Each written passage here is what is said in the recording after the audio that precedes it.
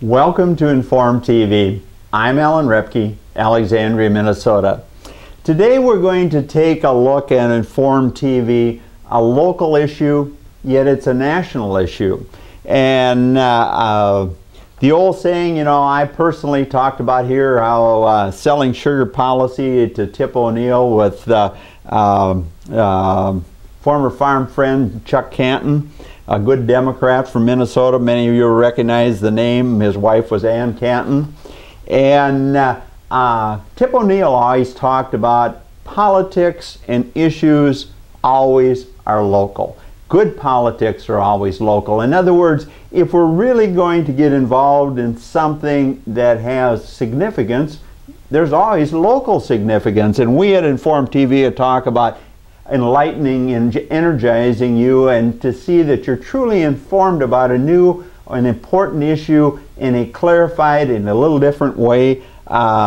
We need to bring you on a local level, and that's what I want to do with today's program. And our title of our program is Reap Money.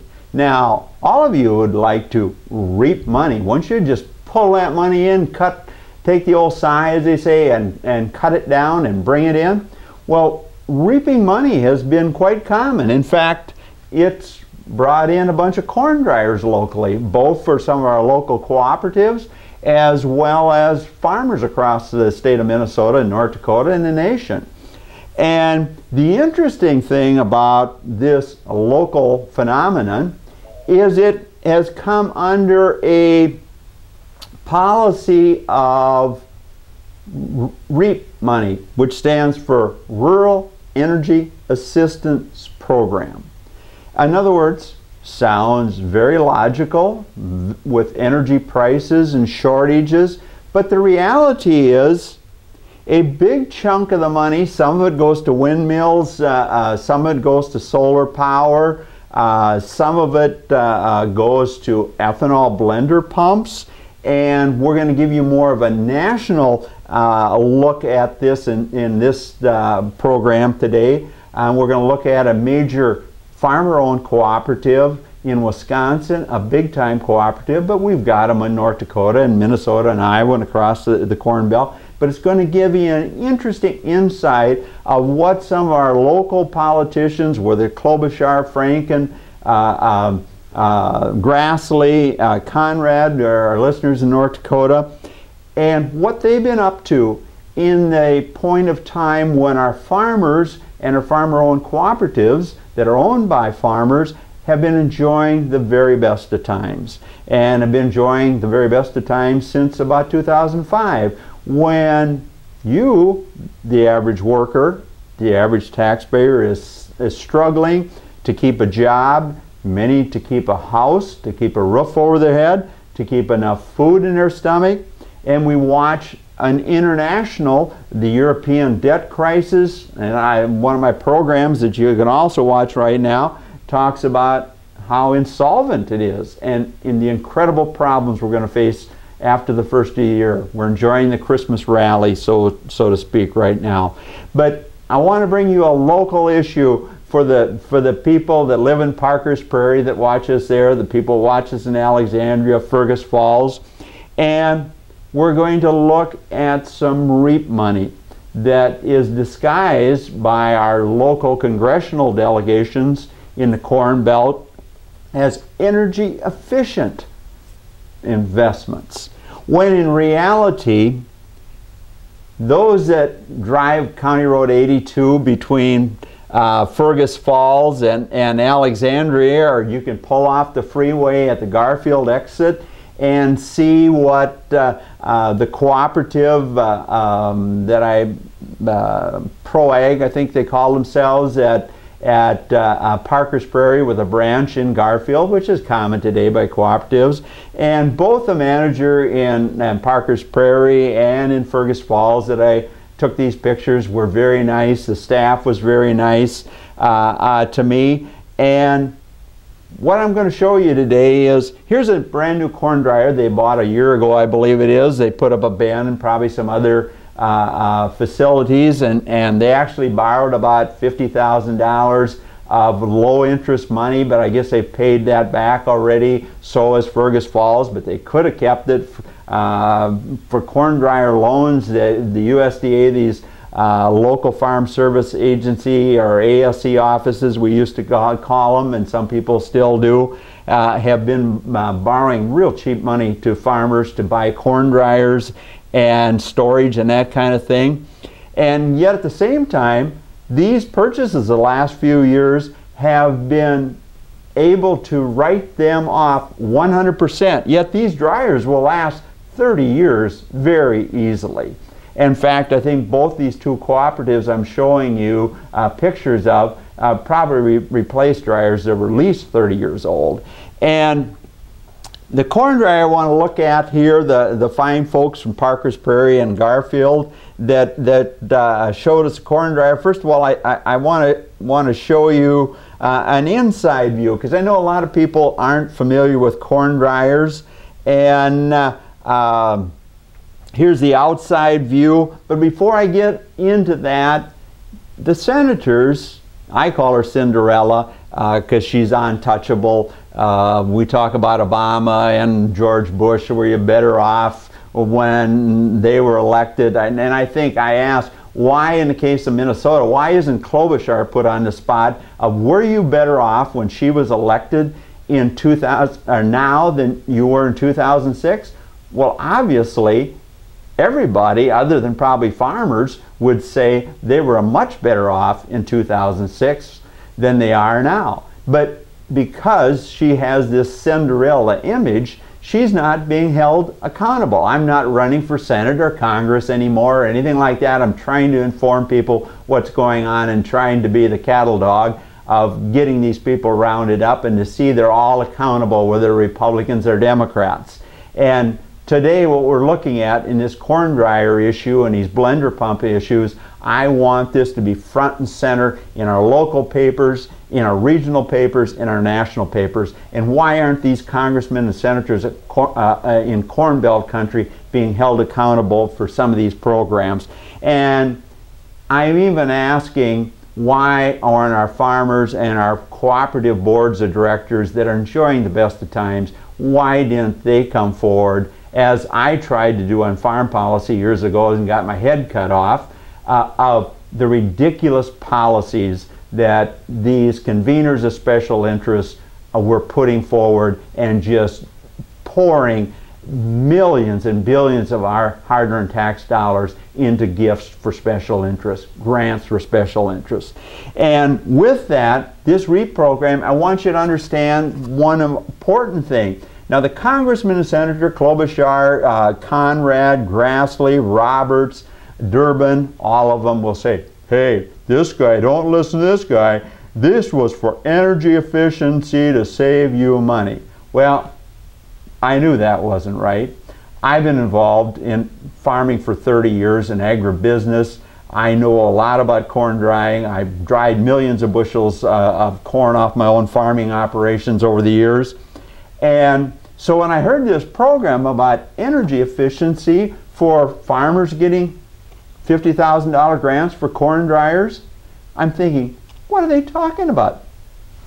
Corn drying technology peaked out easily 20 years ago. Now, I'm not saying there's not some gains in use and as far as volume and they take care of themselves and all that kind of thing. There's reason for a farmer with high taxes to buy a corn dryer or a cooperative. I'm not against that. But the energy efficiency mirage that these corn state congressmen and senators have pledged to get their special interest friends a $50,000 grant to buy a corn dryer is absolutely ridiculous. And that's what I want you to be informed about today. So, to be fair to your audience, because everybody is told, don't listen to Repke, he's a blankety blank. And here's the reality. So I wrote to the University of Minnesota, which I did years ago when a group from Chicago was trying to sell me, as an innovator, a microwave corn dryer that they had developed. And didn't sound good to me, but they came all the way from Chicago to Minnesota to sell me on this dryer, because they said, if you can sell Alan Repke on it, it's as good as a done deal. And so I went to the University of Minnesota, old Harold Cloud, and asked him about dryer technology. And he said, well, let's do the math on it. And I said, the math on corn drying? What are you talking about, Harold? Well, he said, there's a math formula for basically everything. And air will only hold so much water. The corn, the moisture's got to come out of the tip of corn kernel and so on and so forth. And he was done running his calculator in a few minutes. Now it won't work. We've already got the technology that's maxed out. When that air, if the dryer, whether it's this dryer was 20 years old or today, when the air leaves, it will leave with as much water holding capacity as it possibly can. Now there's tons of variables and many ways to dryer, and in the day you're drying, whether it's cold or warm air or raining, yeah, you can dry corn when it's raining. I have, and these elevators do, but it's better to have dry air obviously out there. So there's many technologies involved. But so I emailed to the university people, trying to find him, see my old buddy Harold Cloud is still alive, but he had passed on. And I wrote and I asked the question, has there been any major energy technology breakthroughs in corn drying in the last 10 to 20 years? Because I've been out of farming for a full 10 years. And the first person that replaced Harold, in fact, to show how old I am now, has actually retired himself, and he wrote back and he said, I don't think there has been any major breakthroughs in corn dryer efficiency in the last 20 years. Then I finally got a hold to the guy that replaced him at the University of Minnesota, and he said, I would say there has not been any major breakthroughs in corn drying efficiencies in the last 20 years. But now Klobuchar, of course, as a politician, would know more about this, right? To make sure her farm friends would get a $50,000 break on buying corn dryers. And but at the same time, I know I've got privilege of North Dakota residents in eastern North Dakota in the Fargo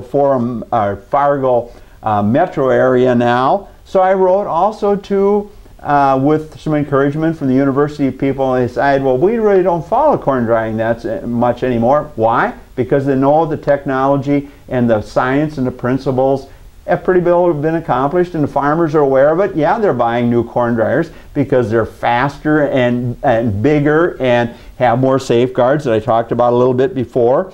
But the reality is, when I wrote to North Dakota, he gave me the basically same answer. In fact, he directed me back to the 80s. In fact, was kind enough to send me a PowerPoint a program that he's presenting to the areas in North Dakota that corn drying is quite new. And what was his first deal on his PowerPoint that he sent to me? And I think you can probably read this. What is the best way to dry corn? The same way they found out back in the 80s was natural air. In fact, because of new hybrids and these new hybrids that farmers are planting that dry down faster than the old hybrids when I first started farming and that kind of thing, and good favorable weather conditions, better drainage to get the crop in earlier, just putting the right moisture grain in a bin and pushing natural air through it with the right amount of CFM, cubic feet of air, and drying it in a bin if it's not too wet. But if you get to a year when weather is bad, like certain portions of the country had this year where they got the crop in late, you still need a natural gas or a LP fired corn dryer. And that's why farmers and co-op elevators like the people, Parker's Prairie and their Garfield branch, bought this new corn dryer. And yet the taxpayer gave them about $50,000 to buy this at a time when agriculture, in fact the Secretary of Agriculture just announced record farm income in 2011, and yet our politicians are still, when people are losing their homes, are still giving successful businesses $50,000 to buy grants to buy corn dryers and to update their corn drying facilities, paying about 25% of the cost. In this case, this dryer, the people at Parker's Prairie, the manager was kind enough, and the employees at Garfield, all very nice people, don't get me wrong on that. But here's a dryer that the taxpayer picked up $50,000 of the cost of that dryer, of a dryer that cost about $150,000. And now, so you're truly informed. We have people that don't understand how a corn dryer really works. When they looked at that last picture of corn dryer, you assume that's full of corn. It's not. I give the example of corn dryers are about like our state capitals and our Congress building. It's very impressive from the outside, and it must be just full of either knowledge or wealth or something, but it's like a corn dryer. Basically, it's just full of hot air, pressurized hot air. And I think that best describes our Capitol in St. Paul and our Congress in Washington, a building full of hot air. And to give you a quick example, there's columns of corn coming down as the heat comes in and the air comes in from the burners on this end of this particular dryer, pushing that pressurized air out with the right amount of temperature, and the steam comes if it's programmed right, like I told with my old colleague or friend Harold Cloud. And these dryers are needed when the grain is high moisture, but they're technologically advanced, and they've been technologically advanced for at least 20 years. When I ran corn dryers and had corn dryers, in fact, bigger than this new dryer they have at the Garfield branch. And yet at the same time, there's many types of corn dryers. This is at Fergus Falls now. You people in the Fergus Falls can drive by the co-op in town there and see a corn dryer here that the manager was kind enough to show me. Wouldn't let me look in it, thought I was too old and frail to do that, I guess, even though I've crawled around in a lot of elevators and was involved in that kind of stuff in a big way in a previous life. Where this is a round one with 12-inch thick corn going down the outside. It's wet in the top, so you can put more heat can be in the top and less as it goes down, as it gets down to the bottom. In most cases, they'll be cooling it there and cool grain. Wet grain will come in the top and cool dry grain will come out the bottom. And once again, just hot air in the middle. And so when we look at this, we're at a point in time where the finances show that the co-op or the farmer that have been enjoying some of these grants to buy corn dryers from anywhere from $10,000 to $50,000 could buy them themselves, and with present tax policy, write the whole purchase off just boom in 1 year. Yet these corn dryers, in the case of when I talked to the co-op managers, it sounded like both of them replaced dryers that were at least 30 years old, and these purchases that these farmers and these businesses are going to be able to write off 100% if they have profits and taxable income, which most of them do right now. We're still getting a $50,000 grant. What kind of policy is that? That's policy that leads to massive deficits, is what that policy is. That policy is what our politicians, rather than having true leaders in Congress, St. Paul and Bismarck, taking care of our policies, we just end up with massive debt and an incredible divide in incomes. And we look at this example of a program that is disguised as energy efficiency when really it's just politics as usual. And as I probably mentioned before, why isn't that front and center in all the regional newspapers and on the national debate of a Congress, both Republicans and Democrats, that have been taking care of their good old boy friends at taxpayer expense. But now at the same point in time, unfortunately my computer blanked out as I was trying to do this. I hope I'm not repeating things too much. I want to look at the next step with our Cinderella, I always call her, the untouchable Senator Klobuchar, with her little magic wand, and the senator for little old ladies, I call her, but I'm not running for Congress. I'm trying to clean up the mess by you being informed instead as an old man now.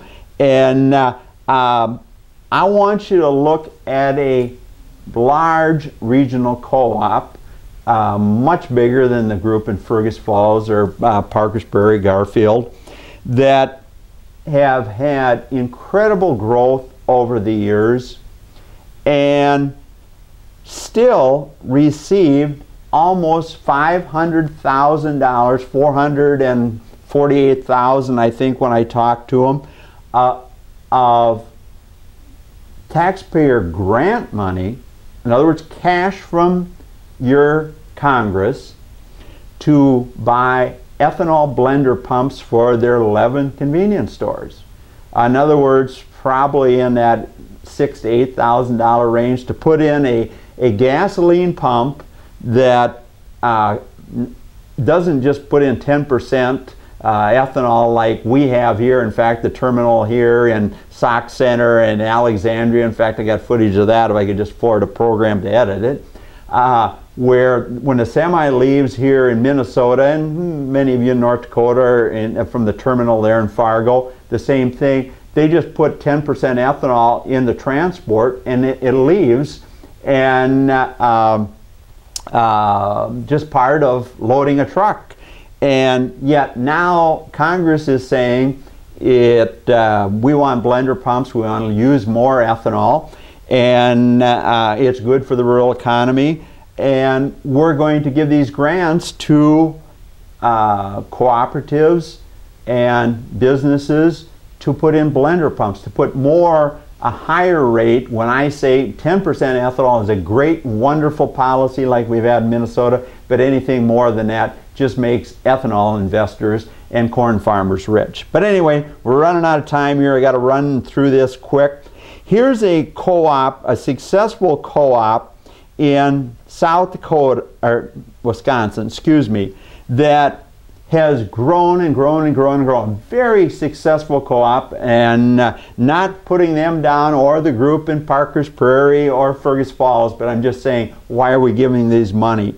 Here's a cooperative that the Secretary of Agriculture had in a national announcement. That's what caught my attention. I encourage you to go online and punch in Google United Cooperative in Beaver Dam, Wisconsin. Look at their own balance sheet. But I'm going to show you some of it here right now, and you probably even see some of it. Their sales of a company that we gave, our senators, our congressmen gave almost $500,000 to put in ethanol blenders pumps.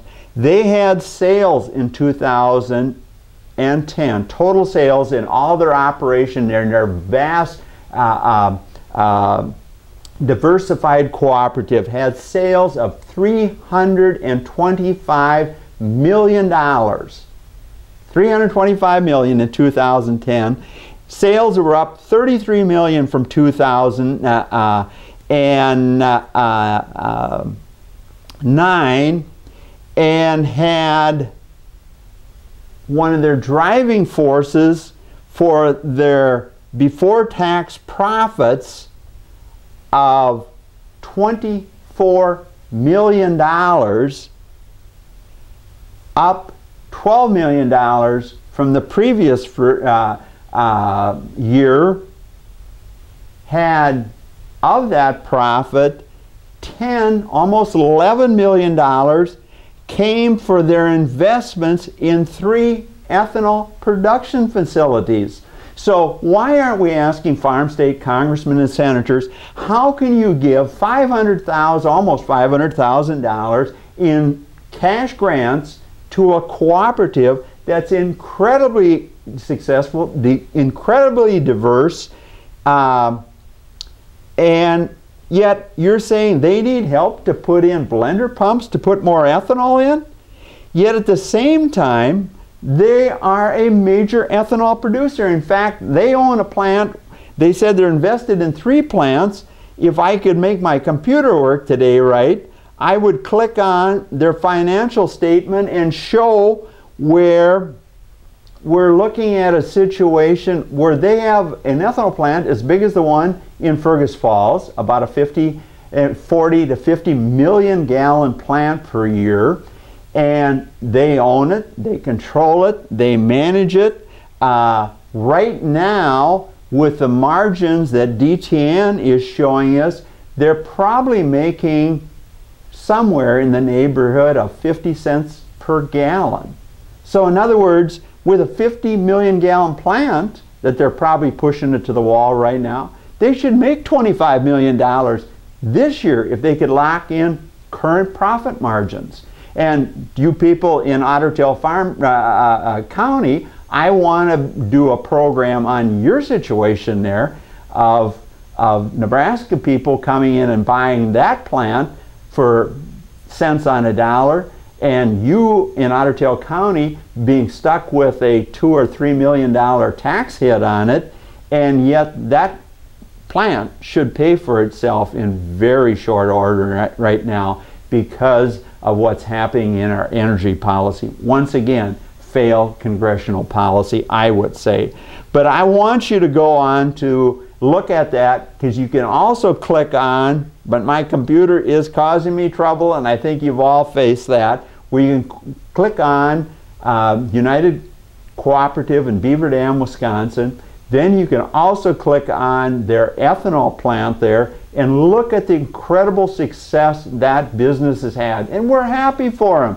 But the reality is, why then is Congress sending them money to blend ethanol at a higher rate when they're not? First and foremost, they're an incredibly successful, diversified business and own even Ponderosa steakhouses and convenience stores, massive grain storages, 22 million bushel, I believe, that they show in their statement, and basically use all the corn that their members sell to them to go through an ethanol plant. So they are totally integrated as well. Yet our Congress, our key senators, think they need help to put in a simple blender pump at a gas station that Holiday and Super America, they put them in themselves. Cenex does it themselves. And the other interesting thing, I questioned that cooperative. I asked them, do you get the 45-cent blender credit? And they froze up.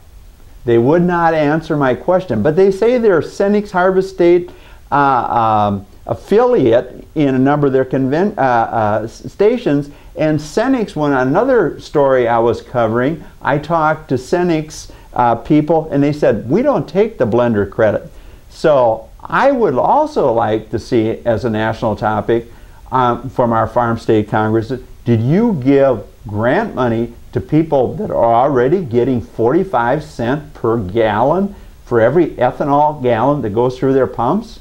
In case of Beaver Dam, Wisconsin, I think the answer would be yes.